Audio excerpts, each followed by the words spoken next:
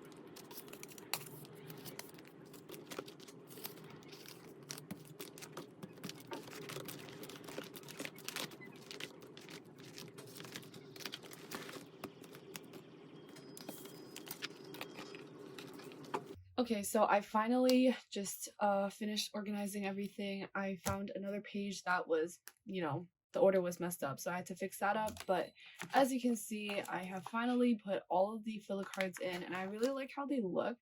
I'm just a little sad that like they had to print this way, that they don't fit in too well, so they will sort of jostle around, but I'll just have to work around it. I'm really happy that I came up with the designs that I did. And like I said, well, actually, I don't remember if I said this now, but I really do love the her designs that I came up with. Like, yeah, they're just really pretty. And I think I'll have a lot of fun looking at my photo card collection now, because it was just like very messy. But now that it has something that I've made, I just feel more inclined to like look at it and feel proud. But yeah, that's basically it for this video. I hope you enjoyed watching. I hope this video was fun and entertaining in any way, shape, or form, I guess. But yeah, that's it for this video, and I'll see you guys all in my next one. Bye, everyone!